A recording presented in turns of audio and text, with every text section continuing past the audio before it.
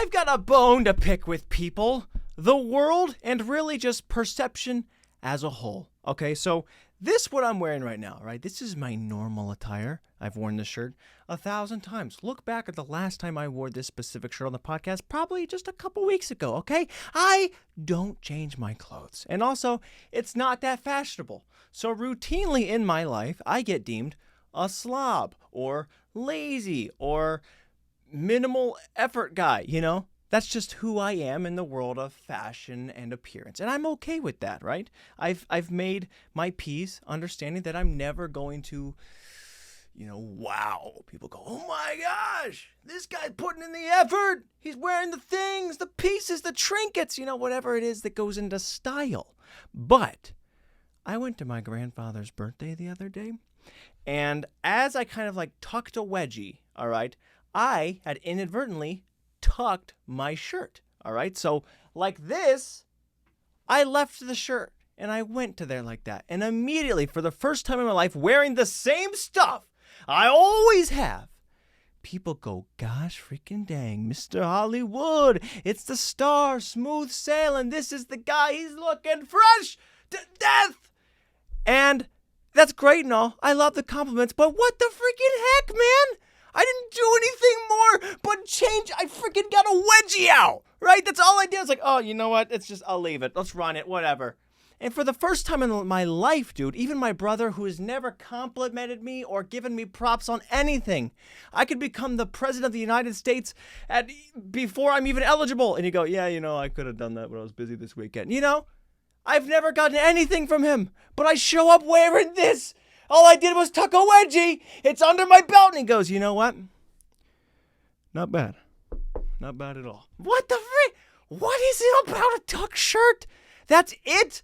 That's all I've been missing, and I'm not worried about the compliments. That's not what's bothering me. What's bothering me is that nobody told me this. For 24 years, you know how much further in life I could have been if I was turning heads my whole life?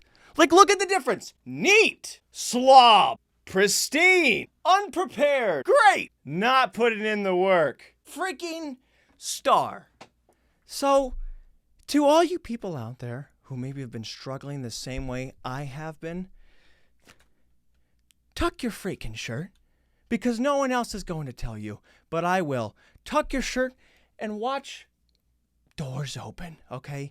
Because it might be too late for me, but it's not too late for you. Freaking progress in your life. All right. Oh, yes. Yes.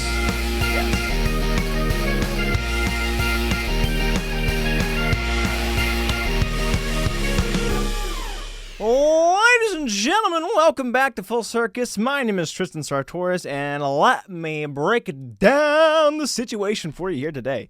So I have been dog sitting, and I haven't been home. I'm currently in the middle of a rush. All right, so I don't have any room for error in recording this podcast. I'm dog sitting. I came back because I'm on the way to go let my brother's dogs out. So I'm trying to hit a podcast on the way there, get that, come back, and then I also, in the middle of that, change vehicles and then spin back there, finish that dog sitting job, and then move over to another gig. That's also dog sitting.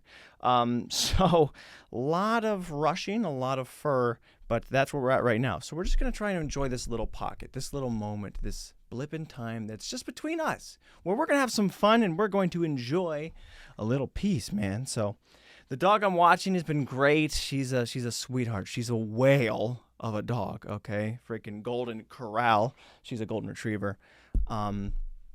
And she doesn't really get exercise that much, I guess. So she just eats and she eats and she eats.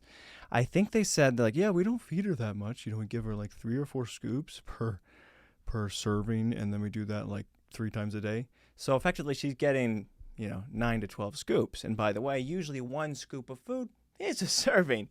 So when they say the dog's not eating that much, that means she's only eating 10 meals a day. So she's so fat.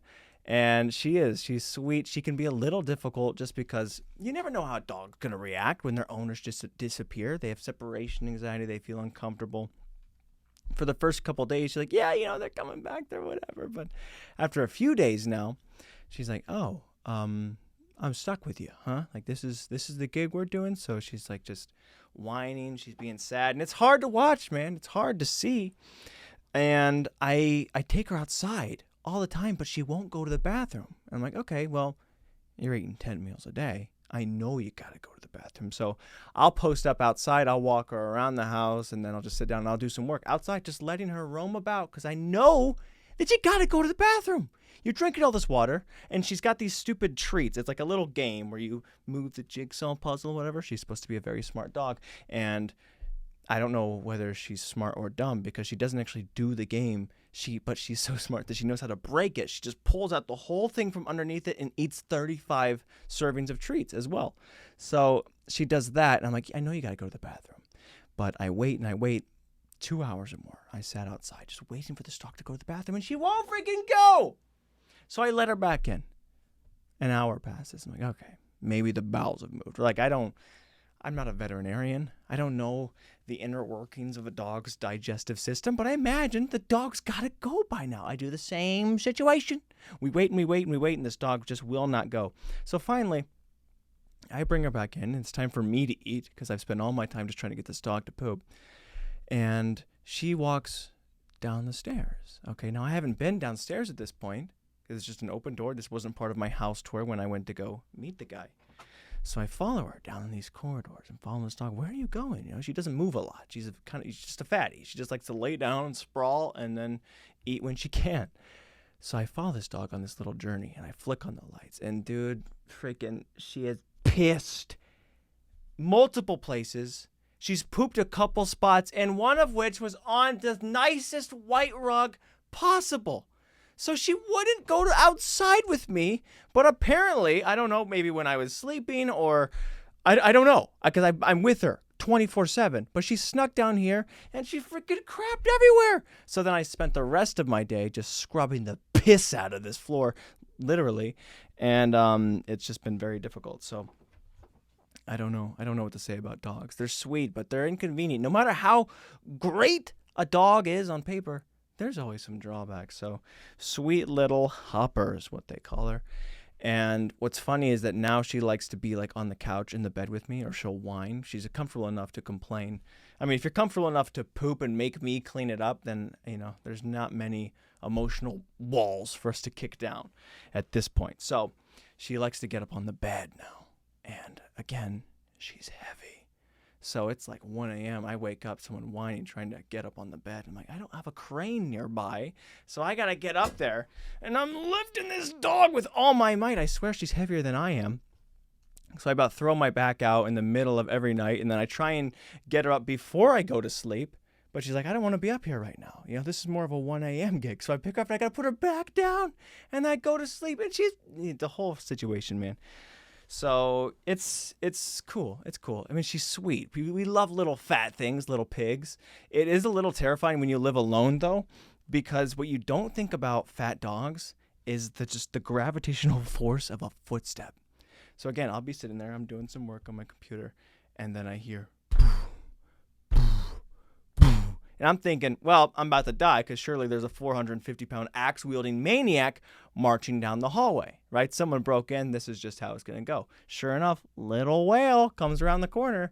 So it's scary, dude. It's scary thinking that there is another person or maybe even multiple people. The elephant herd! So that's my current situation, man. Just trying to deal with this dog. The house is chill. I'm eating up all the food, man. And they said I could. So I partook in a partake, right? They're like, hey, have what you want if you need some food. I'm like, I'm probably not going to need that much. They leave. I open up the fridge, go, are there crepes in here? I don't even really know what a crepe is, but rest assured, I have been trying it. It's pretty tasty. I do have, something to say about the bathroom window, okay? And this goes for every freaking nice house that I dog sit at. I don't know what it is about the wealthy that they no longer like to have curtains or blinds or anything to obstruct a view of a window, but they just don't. They're like, hey, everybody, look at it. It's just peer right into the house as if there's no weird people about. So they have this giant window in the bathroom right in front of the toilet. Okay, now it might be fine if you're a lady, right? A lady, where you're sitting down, you're not exactly in face of it. But me, as a dude, I'm standing up in front of this window full force, okay? I didn't sign up for this, and quite frankly, neither did the rest of the neighborhood, right? Get some curtains, something. So I'm trying to put like horse blinders on as I'm trying to pee because I'm worried that my balls are right up against the glass. I don't know what the deal is about. Why can't we obstruct a view, dude? There's perverts everywhere. I don't care how nice the neighborhood is. You just think there's no bad people about. So, you know, I don't know. I don't know what the method. I don't know what the thinking is there. The methodology? Dictionary check. I don't know what the belief is there, that maybe if you're just like, oh, it costs a good bit to live in this neighborhood, so surely there's no weirdos. There's weirdos everywhere. And if I can see people outside the window, they can see me. So it's just an awkward situation, dude. What do you do? But that's just the way that it is. I mean, I think everybody just looks in their situation with rose-colored glasses, rose-tinted. Is that the saying? Is it rose-tinted? Whatever, like you're looking at it as if it's like really nice. Wait, let me look this up. Rose-tinted glasses meaning. The phrase seeing the world through rose-tinted glasses refers to individuals who have a tendency to see everything in a positive light. Exactly, dude. Exactly. That's what people think when they just leave their windows open. But I'm not a part of the neighborhood and I'm scared. I'm not used to putting on a freak show. Lock it down. So, anyways, looking through the world through rose-tinted glasses, which is, dude, roses are red, by the way. So, technically, that means you're looking at the world through red? And what does that mean? Anger. It means someone's out for blood. Whatever. Sayings, dude. Think about your sayings. I feel like sayings that people come up with, they just say the words like, well, that's just our phrase now. Okay, we just say, looking at through rose-tinted glasses. But aren't roses red? Doesn't that mean, that doesn't matter. Rose-tinted glasses. It's rose-tinted.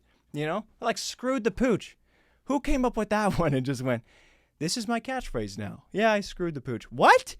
Shut that down or stand behind it and go to jail. What the heck is that about? So many sayings are just ridiculous. Like, it is what it is. I'm guilty of saying it, but it makes zero sense altogether. Hey, it is what it is. Well, of course it is what it is. It never is what it isn't. It'll always be what it'll be. It never will what it won't, because it was what it was. So it is what it is, dude. So I don't know the belief around sayings or who comes up with them, but just people, you got to dissect these things. It's like so long ago, people just started throwing words and like, yeah, we say this now and we still do it. Change it up, man. So I'm working on that. Look forward. I'm probably going to write a book of just a bunch of good, hilarious, funny, and intelligent sayings that make a lot of sense. Because that's how you make change in the world. You see that? Sense to change. Boom! So anyways, what else is happening? Aliens are gone, right? That whole thing took the world by storm immediately. Aliens are real. What are we going to do? How are we going to fight? How are we going to protect? How are we going to make peace and coming together? What the frick? Immediately just disappeared. Forgot about it. Oh, yeah, aliens are coming. Oh, wait, the Barbie movie's out. Doesn't matter. These people truly believed, without a shadow of a doubt, that aliens were here to stay and we were about to make peace with extraterrestrial life forms. But then movies came out. Oh, Barbie, Oppenheimer, forget about it. What? Oh, what, the galaxy? Who cares? The theaters are opening. So I don't know, man. I mean, it doesn't bother me. I don't think about it because I don't really think they're there. But that's not to say aliens aren't out there again, dude.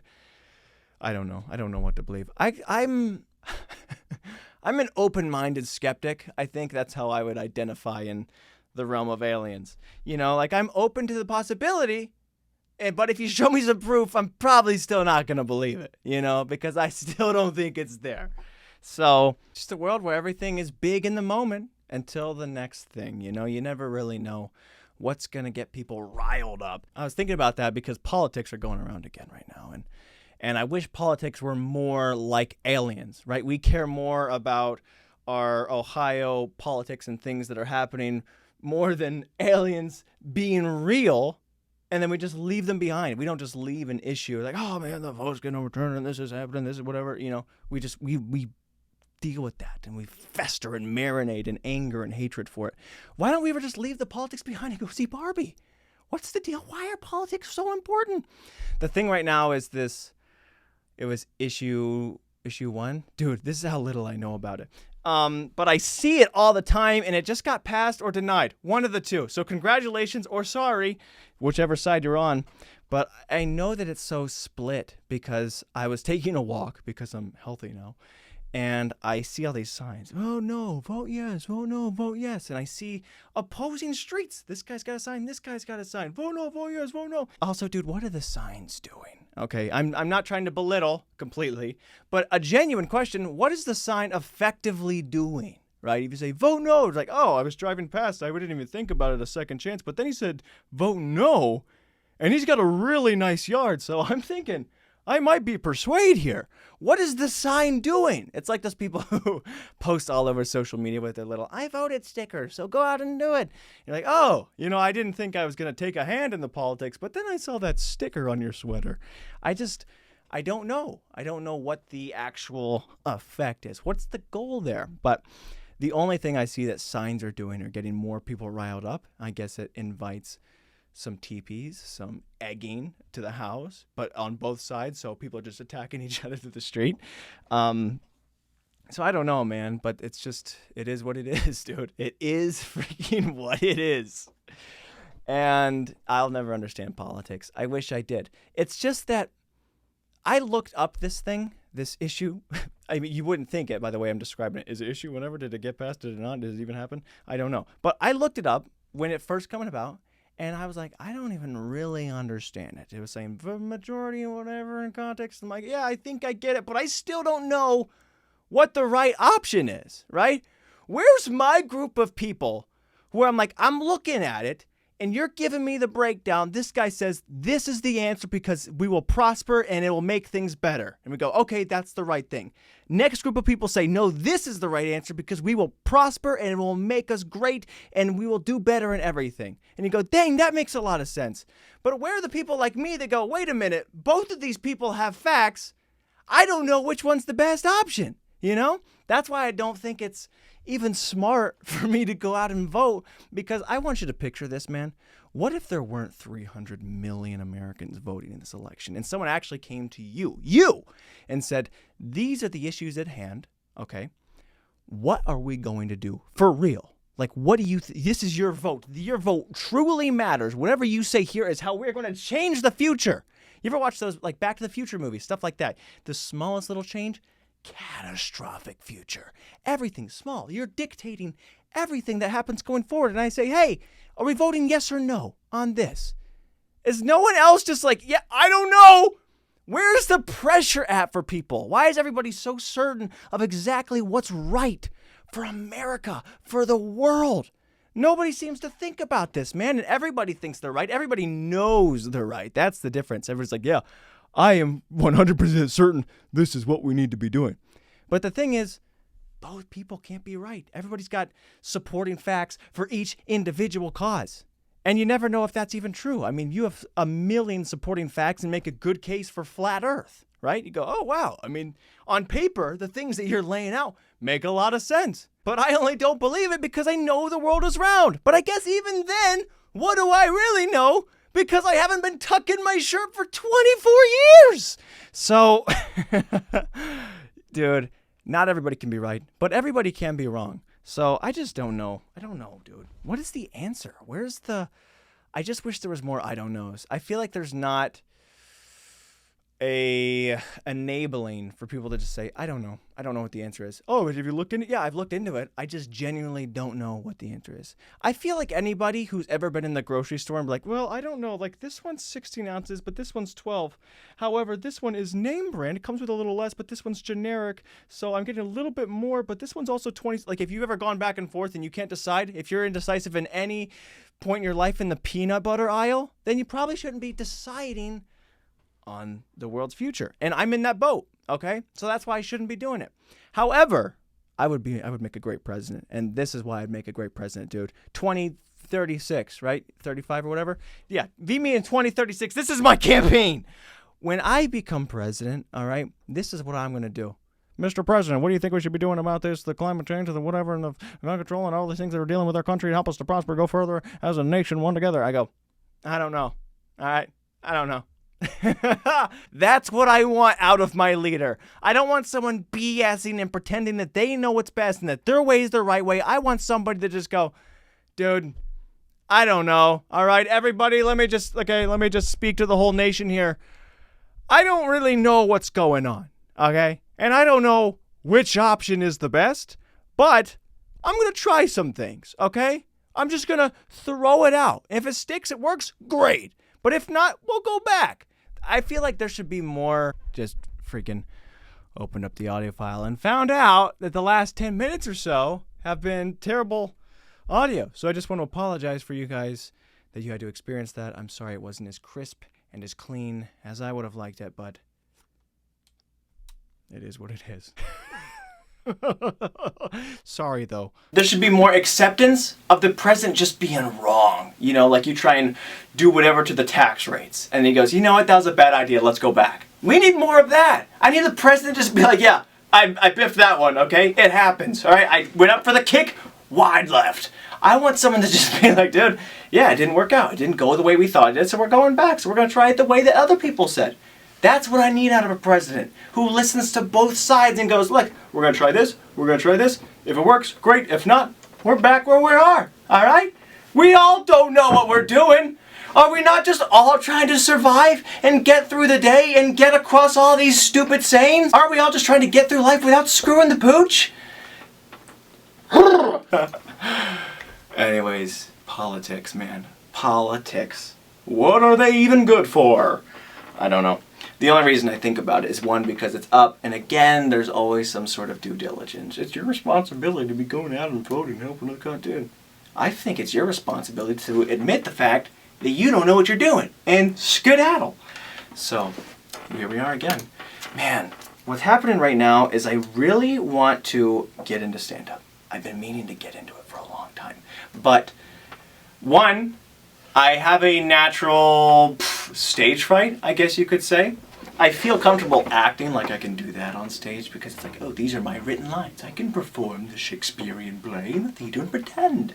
But with stand-up, dude, you're not pretending to be anybody. You are yourself. You're selling Tristan Sartoris, and what I have to say, like, this is the thing about stand-up. You get up there and you say, hey guys, what I have to say is so groundbreakingly funny. Like, you guys all have your jokes, your knock-knock jokes, and whatever you want to say that you make each other laugh. But I feel like whatever I have to say is so astronomically humorous that I need to get up in front of you and be like 6 inches off the ground in a little elevated stage and tell all of you that. All right? So there's immediate pressure and expectations.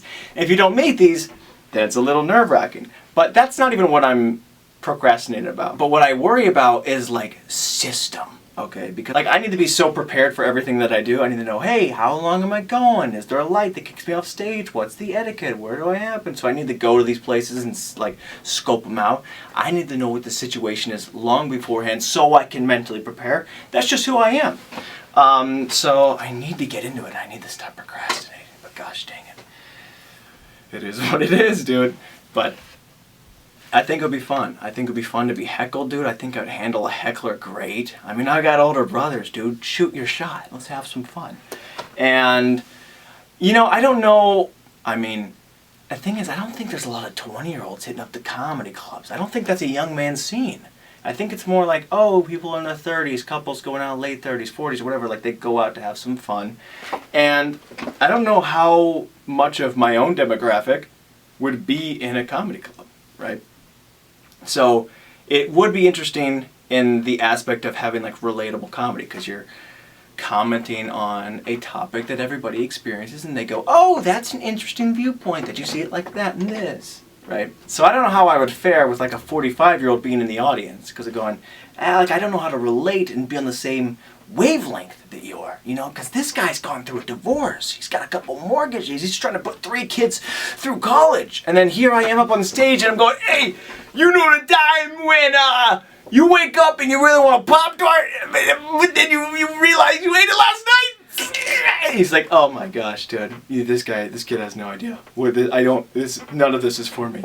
So, I don't know. I guess if I got into it and I'd have to start writing some better material, make sure it's tailored in a sense that everybody can enjoy it. But you know what, that's that's a thing for me to kind of address. But I'm feeling funny, dude. I'm feeling great. However, man, you know what I did just get a few times? And this is something that I hate when it happens. But somebody, okay, commented on one of my recent videos, and he said, "When's the next episode of Seinfeld are you going to copy?" As if I was taking the jokes from the sitcom and presenting them to you guys as my own. Now, this didn't bother me in the sense where you hurt my feelings, okay? But just because it didn't break me doesn't ignore the fact that you're a bad guy, plain and simple. But he said that, and this happens all the time, where I'm doing something and people go, "Oh, that's from something. You did this, you're copying." You're like, no, wait.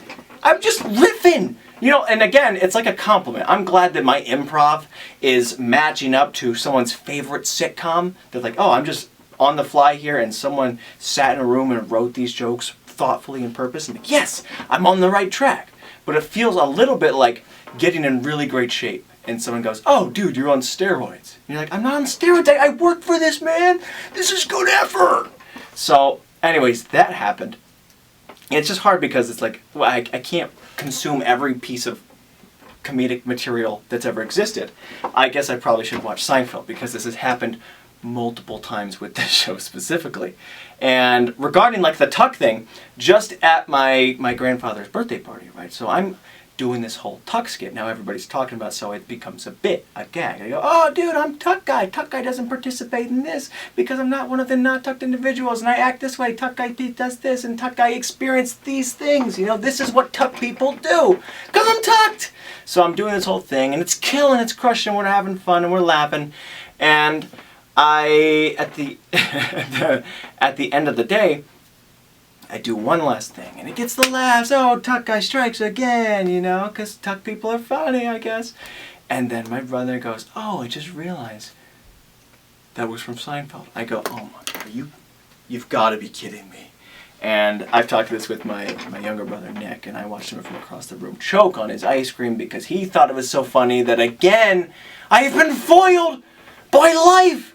I don't know why. I'm not consuming these things. I don't copy anything purposely. And if you've watched this podcast for any amount of time, you know that my greatest fear is not even repeating what other people say, but even taking a joke that I have already said and giving it back to you. So I try to be so diligent, but what can you do, man? Funny things are funny, and similar minds follow similar paths, I guess. So I've gotten 2 Seinfelds, and then another day we were just at the lake. We're gathering up to take a family photo, and I'm killing, right? I'm just on fire. I'm like, boom. You're like, dang, it's like I wasn't doing like that, but it was kind of musical the way I was entertaining people. And one particular line, "The crushes, bang, singer, they laugh." And then my sister-in-law goes, "Oh, that's from something." I go, "No, it's not. I just made it up right now." And they go, "No, it is." I go, "Oh my freaking gosh, why, God, why do you do this?" So I have been plagued by this so many times in my life, not just these 3 that happened over this weekend, but it is unfortunate when you get hit multiple times. Hey, do something original. Freaking I am trying. So how fun is that, dude? How fun is that?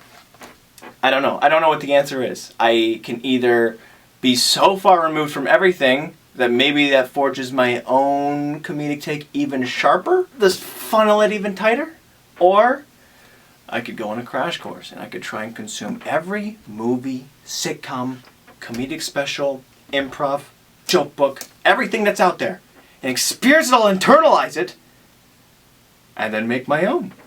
I don't know. It's a very difficult situation. But that's what's been going on, man. I think that's all I got to talk about because I do have to... Yeah, I got to book it out of here in a few. Yeah, I'm glad to be having fun with you guys. So I don't know, man. If people come at you and they say, "Hey, you're not funny. What you're doing isn't original." I mean, I guess it's funny because it relates to their favorite show or whatever. But they're like, "Hey, you're copying this thing. And you've never seen it. And there's nothing you can do. And it keeps on happening." It is what it is, you know? So, yeah, guys, thanks so much for tuning in. I'm having a great time. I do miss being back home. There's something to be said about the familial warmth. You're back with the family, dude. You just love the family. They're great. Oh, you know what was funny? I was thinking about how great moms were during that ice cream exchange right before that. Because you know what's great about moms? is that, I mean, dads never stop being dads, but they kind of like grow up with the kids. Moms always have such a strong motherly nature to them that the kids are always like 8 years old to her. So we were bringing out all this ice cream. Okay, now when normal people see ice cream, what do? Oh, ice cream, that looks delicious. Moms see the ice cream and they go, oh, I know which one of my kids like this flavor. I know which one of my kids likes this flavor. So they bring out this ice cream and they see mint chocolate chip. Now my brother is freaking about to be 22 years old. My mom sees it and goes, oh, Nick, they have mint chocolate chip. And he's like, yeah, I'll have some. But to my mom, she has such a caring, that motherly instinct to bring and provide happiness and joy in something that used to make people go, whoa, mint chocolate chip, And it's such a sweet thing, and I know my mom gets annoyed by the fact that she does that. It's like, oh, I didn't mean to tell you to drive that way or to do this, or I know you have to do this, I know you're not 5. I don't mind it at all. I think it's sweet because I love the fact that mothers stay kind of just, I don't know how to describe it, but they're just so motherly. It's funny, it's adorable, and it's great. So moms, keep being moms, and please tell me if you see my favorite ice cream. I think that's a great quality. I'll never be annoyed like, Mom, you're embarrassed, I'll get the ice cream myself. If you see some nice flavors of ice cream, send them my way, alright? So anyways, guys, thank you so much for tuning in. Hope you have a beautiful time, beautiful weekend, beautiful day. Oh, what are you up to right now? Are you on a walk right now? Yeah, I hope you have a beautiful walk too. Oh, he's a nice guy. He doesn't comment mean things on other people's videos. He only wishes good experiences for others. That's my new song, so hopefully I didn't copy that from somebody else. Yeah! I'll see you guys in the next episode. Peace! Don't fall down. Woo!